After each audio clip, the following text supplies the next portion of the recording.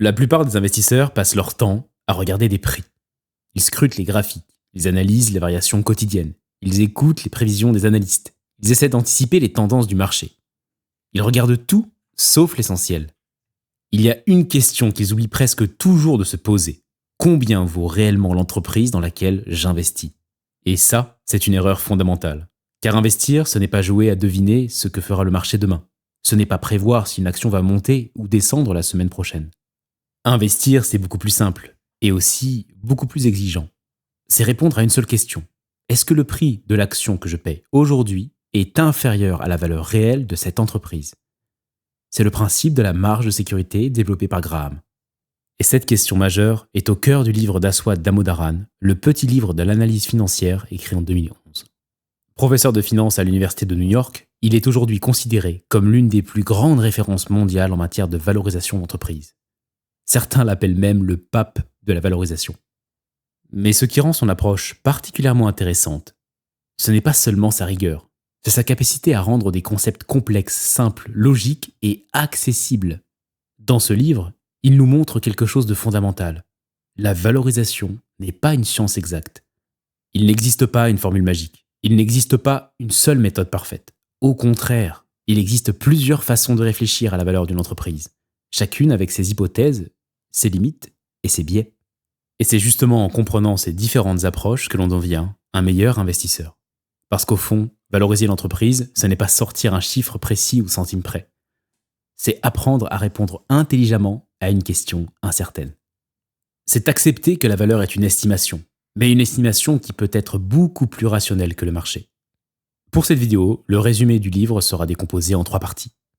Premièrement, les 2 méthodes de valorisation présentées par Aswad Damodaran. Deuxièmement, la méthode de la valorisation intrinsèque. Et troisièmement, la méthode de la valorisation relative. Ah, mais avant de commencer, rapide parenthèse. Si vous voulez aller plus loin que cette vidéo, j'ai créé une newsletter gratuite dans laquelle je vous partage chaque mois une analyse complète d'une entreprise. Concrètement, j'y applique toutes les méthodes d'analyse qu'on voit ensemble sur la chaîne, que ce soit la valorisation, la compréhension du business ou encore l'analyse des avantages concurrentiels. L'objectif est très simple, passer de la théorie à des cas concrets directement exploitables. Donc si vous voulez vraiment progresser en investissement, le lien est en description. Allez, on rentre maintenant dans le vif du sujet. Je dois vous avouer quelque chose. Quand on parle de valorisation, on a l'impression qu'il existe une infinité de modèles. Discounted free cash flow, multiples, EVA, comparables.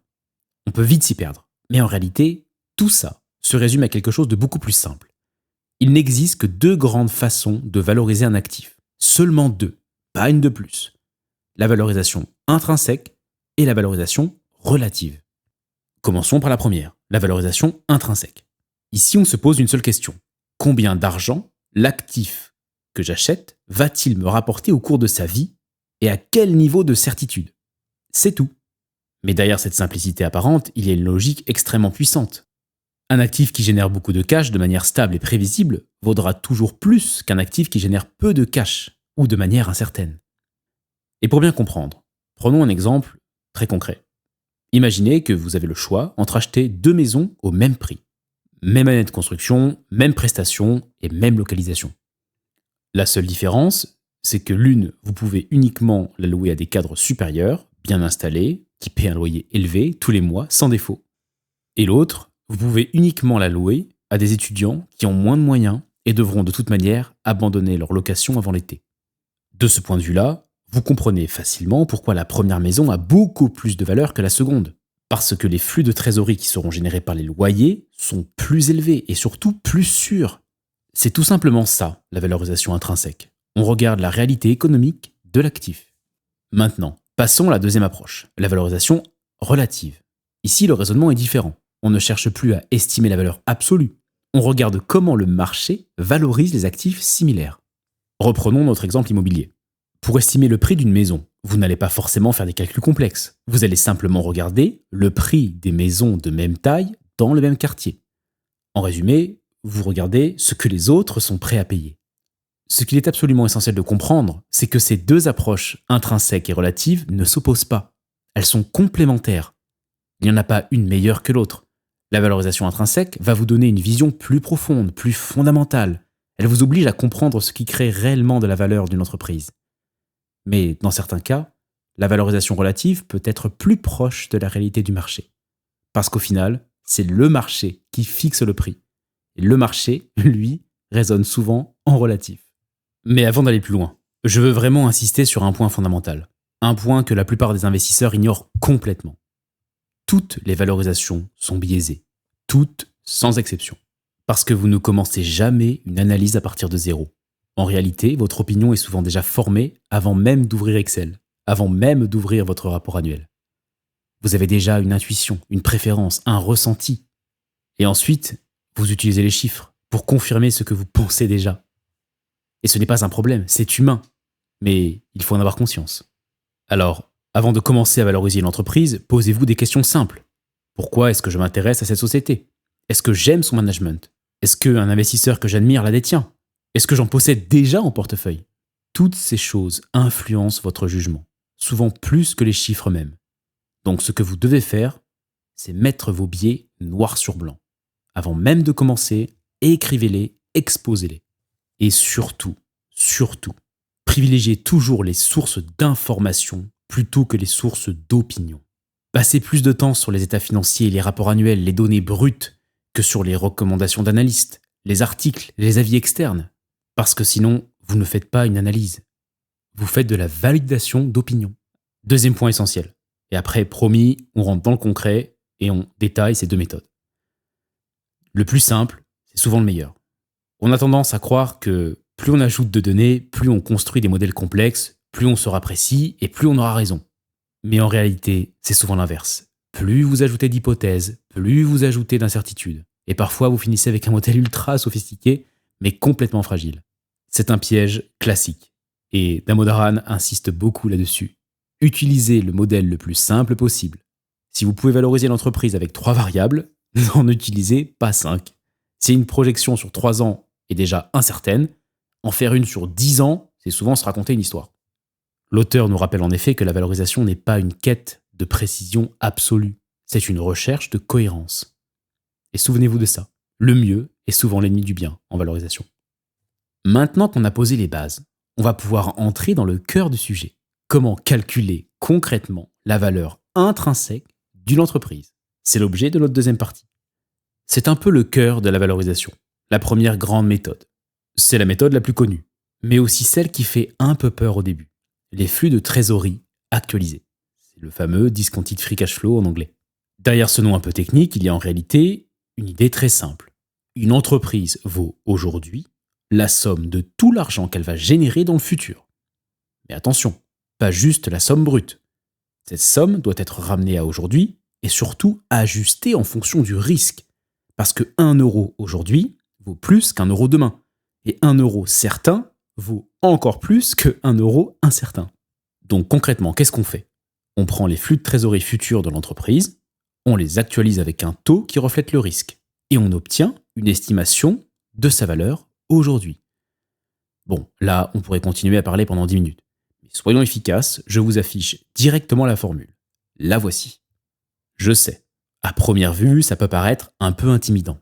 Mais ne vous inquiétez pas, on va la décortiquer ensemble, étape par étape.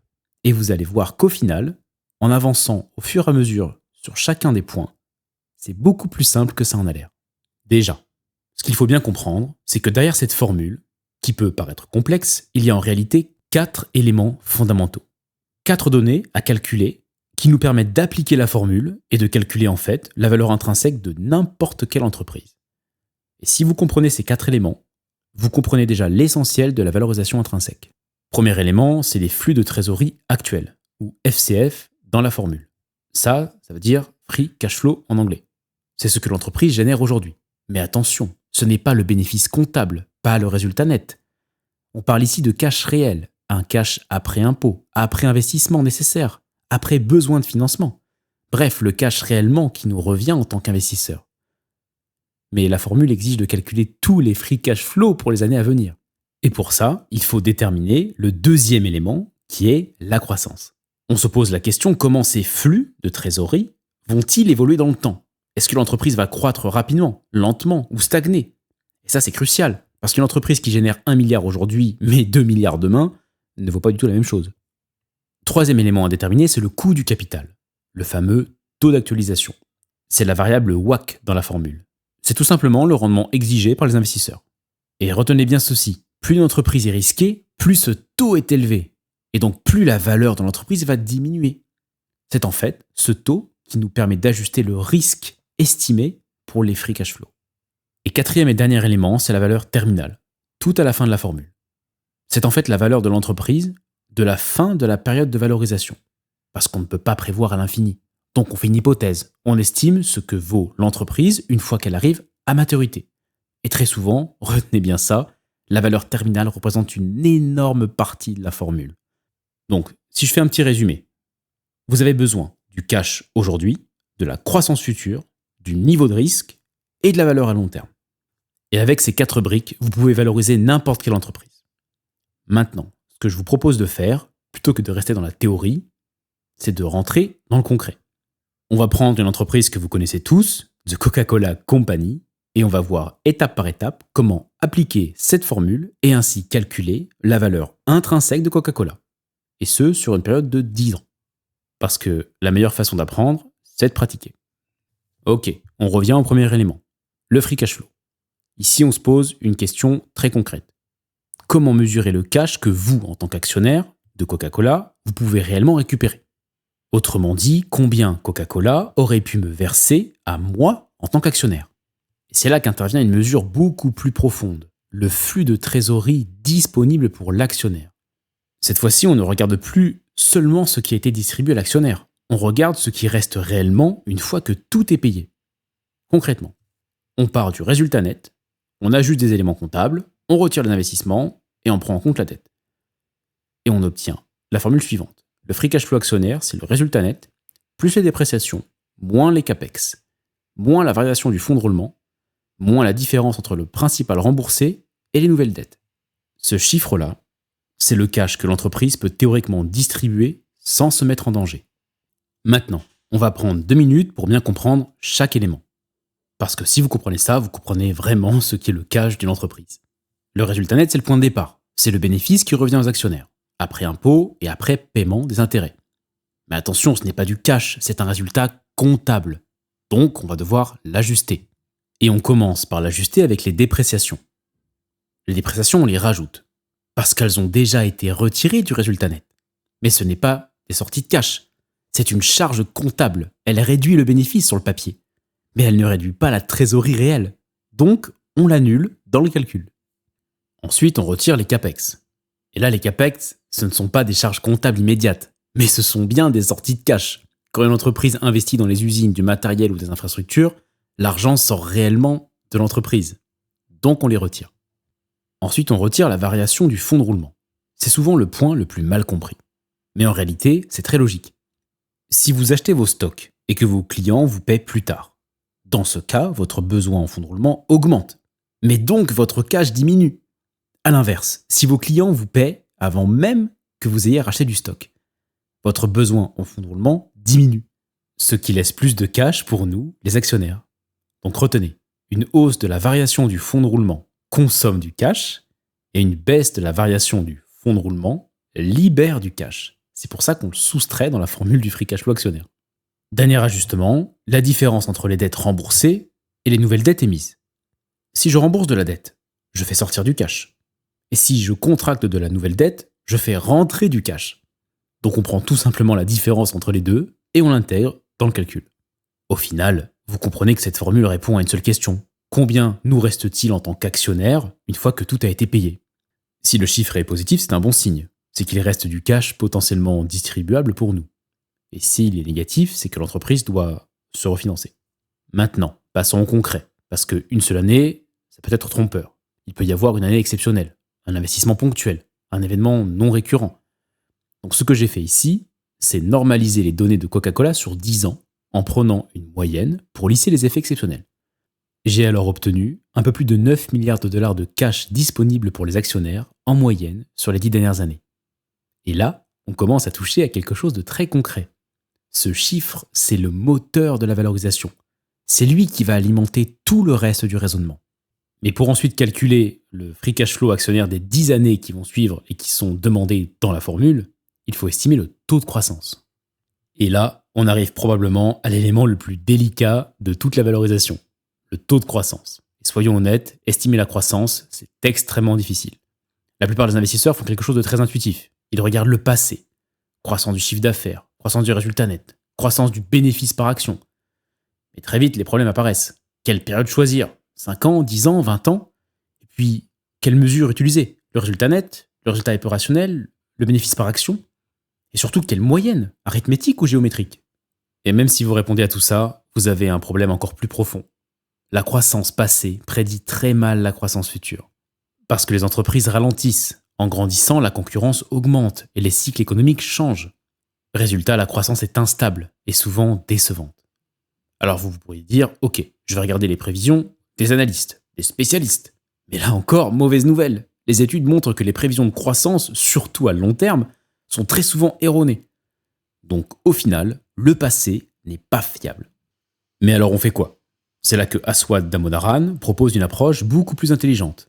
Son raisonnement est très simple. Une entreprise ne peut croître que si 2 conditions sont réunies.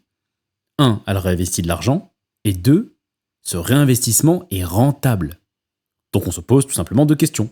Combien l'entreprise réinvestit ? C'est le taux de réinvestissement qui est égal à 1 moins le payout ratio. Si l'entreprise distribue beaucoup de cash en dividendes, elle réinvestit peu.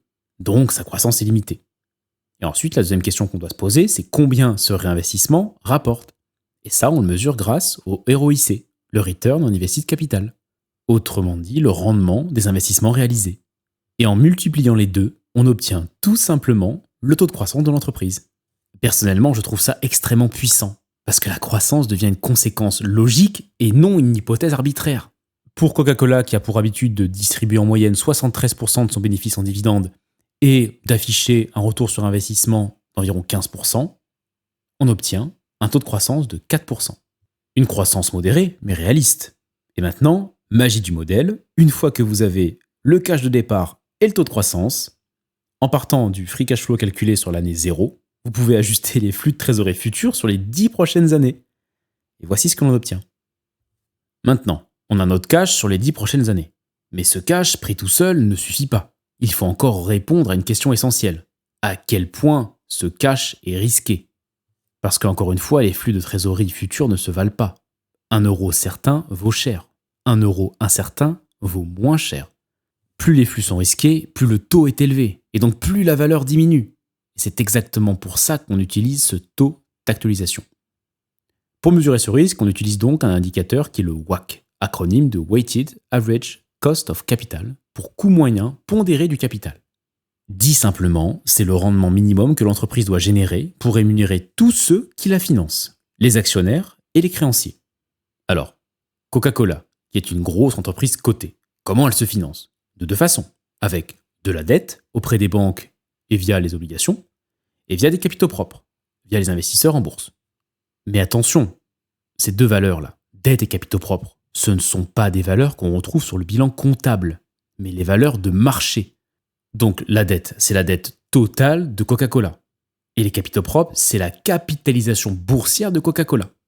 À l'heure actuelle, notre entreprise a émis environ 45 milliards de dollars de dette et vaut plus de 326 milliards en bourse. Ce qui fait un total de 371 milliards de dollars. Donc la dette représente 12% du capital et les capitaux propres environ 88%. Donc pour obtenir le WACC, maintenant, il suffit de calculer pour chacune de ces 2 parties le taux exigé si nous décidons d'aider Coca à se financer, soit en investissant sur le marché action, soit en lui prêtant de l'argent via le marché obligataire. Calculons maintenant le coût des capitaux propres et le coût de la dette. Le coût des capitaux propres, c'est le rendement exigé par les actionnaires. La logique est simple. Si j'investis dans quelque chose de risqué, je veux être mieux rémunéré. Donc la formule proposée par l'auteur, c'est la suivante. Le coût des capitaux propres, c'est égal au taux sans risque plus bêta fois la prime de risque. Décomposons rapidement. Le taux sans risque, c'est le rendement d'un actif considéré comme sûr. En pratique, on prend les obligations d'État à 10 ans. Aux États-Unis, en ce moment, c'est environ 4,3%. Le bêta de Coca-Cola, c'est la sensibilité de l'action par rapport au marché. Si le bêta est égal à 1, l'action bouge comme le marché. Si le bêta est inférieur à 1, elle est moins volatile. Et s'il est supérieur, elle est plus volatile. Dans le cas de Coca-Cola, le bêta est de 0,33. Donc c'est une entreprise plutôt très stable par rapport au marché. Et la prime de risque, c'est le supplément de rendement exigé pour investir en actions plutôt qu'en actifs sans risque. C'est en fait l'écart de performance attendu entre le marché des actions et le marché des obligations. Comme sur une période très longue, les actions ont délivré 4,5% de plus que le marché obligataire, on pourrait estimer cette prime à environ 4,5%.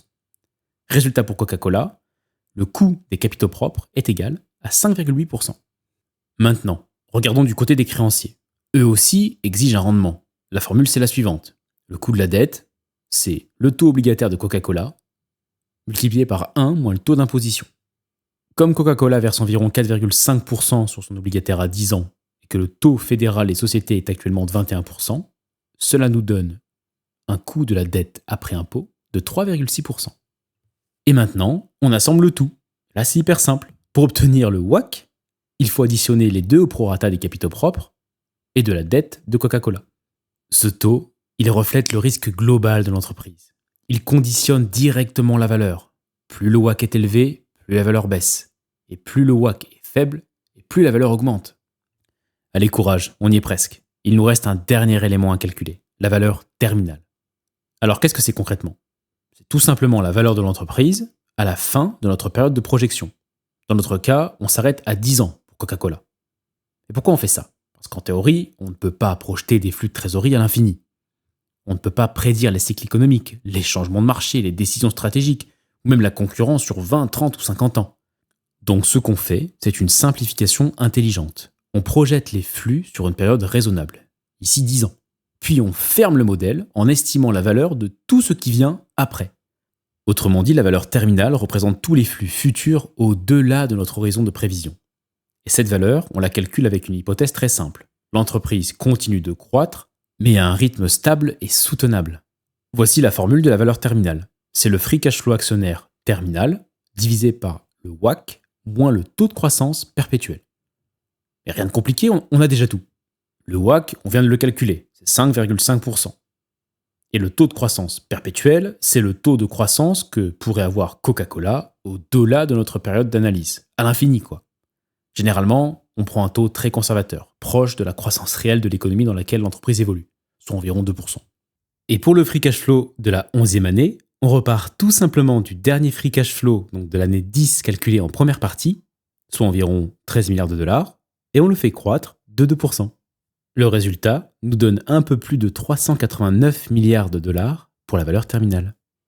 Et voilà, nous avons enfin terminé. Maintenant, nous pouvons appliquer la formule en rassemblant le free cash flow actionnaire projeté sur 10 ans, le WACC et la valeur terminale. Le résultat donne un peu plus de 311 milliards de dollars. Et si l'on divise par le nombre d'actions en circulation, on obtient environ 72 dollars par action. Et vous avez sous les yeux mon approximation de la valeur intrinsèque de Coca-Cola. Alors si vous êtes encore là, franchement, bravo. Parce que ce que vous venez de faire, c'est exactement ce que font les professionnels. Estimer la valeur intrinsèque d'une entreprise comme Coca-Cola. Évidemment, on pourrait aller encore plus loin, comme ajuster la trésorerie disponible, retirer la valeur des options, ajuster la structure du capital. Mais honnêtement, avec ça, vous avez déjà compris l'essentiel. Et c'est ce qui compte. Et maintenant, la vraie question que doit se poser l'investisseur. Imaginons que vous faites tout ce travail et que vous obtenez une valeur intrinsèque de 72 dollars. Mais lui, le marché, valorise l'action autour de 76 dollars. Qu'est-ce que ça veut dire ? En fait, il n'y a que 3 explications possibles. Premièrement, c'est peut-être que vous avez tort. Vos hypothèses sont mauvaises. Vos calculs sont faux. Peut-être que vous sous-estimez la croissance, vous surestimez le risque, ou vous avez mal calibré votre modèle. Et ça arrive, même au meilleur. Deuxièmement, ça peut être que le marché a une autre lecture de risque. Vos hypothèses sont cohérentes, mais pas alignées avec celles du marché. Les primes de risque peuvent être différentes. Les taux peuvent évoluer. Où les investisseurs peuvent être plus optimistes ou plus prudents. Et dans ce cas, le prix reflète cette perception collective. Ou sinon, troisième hypothèse, c'est le marché qui a tort. Et vous avez raison. C'est le scénario que tout investisseur espère. Trouver une action mal valorisée. Mais attention, même si vous avez raison, ça ne veut pas dire que vous allez gagner de l'argent immédiatement. Parce que le marché peut rester irrationnel longtemps, très longtemps. Vous pouvez acheter une action sous-évaluée aujourd'hui et attendre des mois, voire des années, avant que le marché ne corrige cette erreur. Finalement, la valorisation intrinsèque ne vous dit pas quand vous allez gagner de l'argent. Elle vous dit tout simplement où vous vous situez. Est-ce que vous payez trop cher, le prix juste ou pas assez cher? Et ça, c'est déjà un énorme avantage. Le marché fixe le prix, mais c'est la valeur qui détermine le rendement. Et si vous comprenez ça, vous avez déjà une longueur d'avance sur la majorité des investisseurs. Passons maintenant à la deuxième grande méthode de valorisation, la valorisation relative. Elle est en fait beaucoup plus simple que la première. Et c'est ce qui en fait sa puissance. On regarde comment le marché valorise les entreprises similaires et on compare. Par exemple, si Dell se négocie à 21 fois les bénéfices et Apple à 33. Alors, toute chose égale par ailleurs, Dell paraît moins cher qu'Apple, du moins en relatif. Mais attention, en réalité, ce n'est pas aussi simple que ça. Pour faire une bonne valorisation relative, il vous faut 3 ingrédients clés. D'abord, il faut identifier les entreprises réellement comparables. Même secteur, même modèle économique, même dynamique. En clair, on ne compare pas des poires avec des oranges, mais des poires avec des poires. Ça marche. Ensuite, il faut rendre les prix comparables, parce qu'un prix brut ne veut rien dire. On ramène donc tout à une métrique commune. Ne comparons donc pas directement le prix des poires avec le prix du jus de poire. Comparons plutôt le prix des poires avec le prix des poires utilisées pour faire ce jus. Et troisièmement, c'est là que beaucoup se trompent, il faut ajuster les différences entre les entreprises. Parce que 2 sociétés ne sont jamais parfaitement identiques. Une entreprise qui croît plus vite, qui est plus rentable ou moins risquée, mérite logiquement une valorisation plus élevée. Pour reprendre l'image, toutes les poires ne se valent pas. Certaines sont parfaitement mûres, d'autres déjà abîmées. Essayez donc de comparer les prix des poires à une période de maturité commune. Reprenons Coca-Cola, que nous avons valorisé en première partie. Si vous analysez Coca-Cola à travers son price-earning ratio, l'idée n'est pas de regarder ce chiffre isolément. Ce qui compte, c'est la comparaison. Vous pouvez par exemple comparer son PER à celui de Pepsi. Mais vous pouvez aussi aller encore plus loin, le comparer à la moyenne du secteur des boissons, dans son ensemble. Et là, vous commencez à obtenir une vraie lecture. Mais attention, si vous choisissez de comparer Coca-Cola à une entreprise plus petite comme Celsius Holding, vous ne pouvez pas vous contenter de comparer les chiffres tels quels, parce que ces entreprises n'ont ni la même taille, ni la même maturité, ni le même profil de croissance. Il faut donc ajuster, sinon la comparaison devient trompeuse. Et maintenant, pourquoi juste cette méthode est-elle aussi populaire? Tout simplement parce qu'elle est rapide, elle ne nécessite pas beaucoup d'informations, et surtout parce qu'elle reflète l'état d'esprit du marché à un instant donné. C'est pour ça que dans la pratique, beaucoup d'investisseurs utilisent davantage la valorisation relative que la valorisation intrinsèque. Mais, et c'est essentiel, ce n'est pas parce que c'est simple que c'est facile. Si vous voulez vraiment bien utiliser ces multiples et les comparer convenablement, il faut respecter 4 règles fondamentales. Premièrement, il faut s'assurer qu'ils sont définis de manière cohérente. Un PER, ce n'est pas juste un chiffre. Il faut savoir exactement comment il est calculé. Bénéfices passés, futurs, bénéfices dilués ou non. Sinon, vous comparez des choses qui ne sont pas comparables. Ensuite, il faut examiner les caractéristiques de distribution. Tous les multiples ne se valent pas. Certains secteurs ont des PER naturellement élevés, d'autres très faibles. Il faut donc comprendre la moyenne, la dispersion et les extrêmes. Puis il faut déterminer les variables qui déterminent la valeur.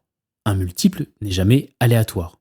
Il dépend de fondamentaux très précis, la croissance, la rentabilité, le risque. Et comprendre ces facteurs, c'est comprendre pourquoi une entreprise est chère ou pas. Et enfin, seulement à la fin, vous pouvez comparer entre entreprises. Mais il faut faire une comparaison pertinente, une comparaison ajustée, réfléchie et surtout contextualisée. Pour bien ancrer tout ça, on va poursuivre en essayant de valoriser relativement Coca-Cola sur la base de son price earning. Premier point, une définition cohérente. Commençons par la base. Un multiple, ce n'est pas juste un chiffre, c'est une construction. Et selon la façon dont vous le construisez, vous pouvez obtenir des résultats très différents. Dans la théorie, le price earning ratio, c'est le prix de l'action divisé par le bénéfice par action. Mais en pratique, une question essentielle se pose. De quel bénéfice parle-t-on?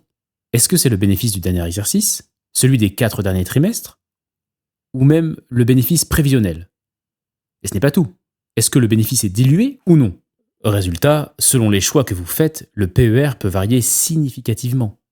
Donc ce que recommande l'auteur, c'est d'utiliser ce qui est le plus couramment utilisé, à savoir le bénéfice des 4 derniers trimestres, ou TTM pour Trailing 12 Months. Et dans 95% des cas, ce bénéfice sera dilué. Mais surtout, La cohérence doit être absolue. Si vous comparez plusieurs entreprises, vous devez utiliser exactement la même méthode de calcul pour chacune. Sinon, la comparaison n'a tout simplement aucun sens. Et ce principe ne vaut pas seulement pour le PER, il s'applique à tous les multiples de valorisation.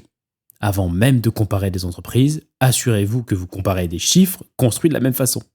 Deuxième élément, les tests de distribution. Ok, si je vous dis que le price earning TTM dilué de Coca-Cola est de 25, c'est cher ou c'est pas cher? La vérité, c'est que ce chiffre tout seul ne veut strictement rien dire. Pour lui donner du sens, il faut le replacer dans son contexte. Et pour ça, on va regarder la distribution historique du multiple. Concrètement, on peut s'intéresser à la moyenne, mais surtout à la médiane. Et là, point extrêmement important. Il peut être dangereux d'utiliser la moyenne, parce que le PER peut parfois être complètement aberrant, en période de crise ou quand les bénéfices chutent fortement. Résultat, la moyenne est biaisée. A l'inverse, la médiane est beaucoup plus robuste. Rappelez-vous, la moyenne c'est le niveau global, et la médiane c'est la valeur centrale. Dans notre cas, c'est la médiane qui compte vraiment. Si on regarde Coca-Cola sur les 10 dernières années, son PER médian est d'environ 28. Conclusion simple et rapide, aujourd'hui, avec un PER de 25, Coca-Cola se traite en dessous de sa médiane historique. Donc d'un point de vue relatif, l'action paraît plutôt moins chère qu'à son habitude. Troisième étape, et probablement la plus importante, comprendre ce qui explique les différences de multiples. Rappelez-vous, dans la valorisation intrinsèque, tout repose sur 3 piliers. Capacité à générer des flux de trésorerie, croissance et risque. Et bien ici, c'est exactement la même logique. Un multiple comme le PER n'est jamais arbitraire. Il reflète en réalité 3 choses. Le niveau de croissance attendu, le niveau de risque et la qualité ou prévisibilité des flux de trésorerie. Et intuitivement, c'est assez simple. Une entreprise qui croît plus vite, est moins risquée et génère des cash flows plus prévisibles mérite une valorisation plus élevée. Prenons quelques exemples concrets. Monster, qui vend des boissons énergétiques, se traite autour de 38 fois ses bénéfices. Pourquoi? Parce que le marché anticipe une croissance plus forte. A l'inverse, le conglomérat Diageo, qui vend des boissons alcoolisées, se traite plutôt autour de 17 fois ses bénéfices. Un multiple nettement plus faible. Le secteur de l'alcool connaît une croissance plus modérée et des perspectives perçues comme un peu moins dynamiques. Voilà ce qui explique la différence. Donc attention, comparer des PER sans comprendre ces variables, c'est passer à côté de l'essentiel. Maintenant, dernière étape, la comparaison. Et ici, il y a une erreur très fréquente, c'est comparer avec n'importe quoi. L'objectif, ce n'est pas de comparer une entreprise à tout un secteur de manière vague. L'objectif, c'est de trouver des vrais comparables. Une entreprise comparable, c'est une entreprise qui a des flux de trésorerie similaires, un profil de croissance proche et un niveau de risque comparable. Donc non, comparer Coca-Cola avec tout le secteur de la consommation de base, ça n'a pas beaucoup de sens. Parce que dans ce secteur, vous avez des entreprises très différentes. Costco fait de la distribution, Procter & Gamble vend des produits d'hygiène et de santé, Philip Morris vend des cigarettes. Ce ne sont pas les mêmes produits, pas les mêmes dynamiques et pas les mêmes risques. Une comparaison pertinente, ce serait plutôt avec des entreprises du même univers économique, avec des risques assez proches, des flux de trésorerie assez prévisibles et une croissance relativement comparable. Pour l'exemple, j'ai sélectionné Pepsi, le concurrent historique de Coca-Cola, Monster, Diageo, Nestlé, Brown-Forman et Dr Pepper. Et si on fait cet exercice, le price earning moyen de ce groupe tourne autour de 23. Donc, avec un PER de 25, Coca-Cola paraît plus cher que la moyenne du secteur. Mais, et c'est crucial, il faut interpréter ce chiffre. Pourquoi Coca-Cola est plus cher? Parce que les flux de trésorerie sont plus stables, plus prévisibles et soutenus par un avantage concurrentiel extrêmement puissant. Maintenant, on peut aller encore plus loin. On peut intégrer la croissance dans l'analyse, avec ce que l'on appelle la variable compagnon, le PEG ratio. C'est simple. Le PEG pour Price Earning Growth, c'est le Price Earning divisé par le taux de croissance. Dans le cas de Coca, ça nous donne 25 divisé par 4%, puisqu'on l'a calculé avant. Ce qui nous donne environ 6,25. Et là, le constat est clair. Le PEG moyen de notre univers tourne autour de 5,70. Donc même en intégrant la croissance, Coca-Cola reste significativement plus cher. L'évaluation relative de Coca-Cola confirme donc ce que nous avions prédit dans notre évaluation intrinsèque. L'action est surévaluée. Et ici, le message est simple. Coca-Cola est une entreprise de très grande qualité, mais cette qualité se paie. Et voilà, chers investisseurs, vous savez désormais valoriser l'entreprise à la fois avec une approche intrinsèque et à la fois avec une approche relative. Il peut arriver que ces méthodes donnent souvent des résultats très différents. Et ce n'est pas une erreur, c'est normal. parce qu'elle repose sur deux visions différentes du marché. Avec la valorisation intrinsèque, on part du principe que le marché peut se tromper. Il peut surévaluer, il peut sous-évaluer et parfois se tromper massivement. Mais avec le temps, les prix finissent par refléter la valeur juste. Avec la valorisation relative, ici l'hypothèse est différente. On considère que le marché peut faire des erreurs, mais qu'en moyenne, il a raison. Résultat, les conclusions sont parfois opposées. Une action peut être surévaluée en valorisation intrinsèque, mais sous-évaluée en valorisation relative, et inversement. Mais bon, je dois quand même vous avouer quelque chose. Avec cette vidéo en main, vous qui êtes encore ici à la fin, vous faites partie des meilleurs investisseurs. Rappelez-vous d'une chose essentielle. La majorité des investisseurs ne valorisent jamais les entreprises. Ils se trouvent des excuses. C'est trop complexe, le marché est efficient, je n'ai pas assez d'informations, il y a trop d'incertitudes. Et pourtant, même si toutes ces raisons ont une part de vérité, aucune ne justifie de ne pas essayer. La réalité, c'est que les modèles peuvent être simplifiés. Vous pouvez travailler avec l'information dont vous disposez, et surtout, l'incertitude fait partie du jeu. Oui, vous allez vous tromper, comme tout le monde, comme les professionnels, comme les meilleurs investisseurs au monde. Mais le succès, en investissement, ne vient pas du fait d'avoir toujours raison. Il vient du fait d'avoir tort, moins souvent que les autres. Maintenant, point crucial avant de terminer. Les méthodes que je vous ai présentées ici sont génériques. Mais la vraie difficulté, c'est de savoir les adapter à chaque type d'entreprise. Parce qu'on ne valorise pas une entreprise en hypercroissance comme une entreprise mature, ni comme une entreprise en redressement, ni comme une entreprise cyclique, encore moins comme une entreprise financière. Et c'est précisément là que se fait la différence entre un amateur et un investisseur sérieux. Si vous voulez pousser ces concepts, je vous recommande vivement de lire le livre d'Aswad Damodaran, le petit livre de l'analyse financière, en passant par le lien en description. Et si vous voulez passer à l'action, j'ai créé une newsletter gratuite dans laquelle je vous propose chaque mois l'analyse complète d'une entreprise, une vraie démarche de valorisation, avec des méthodes adaptées à chaque situation. Concrètement, on passe de la théorie à la pratique. Donc, si vous ne voulez rien manquer, abonnez-vous dès maintenant via le lien en description. On se retrouve très vite pour le prochain épisode sur la chaîne Page et Liberté.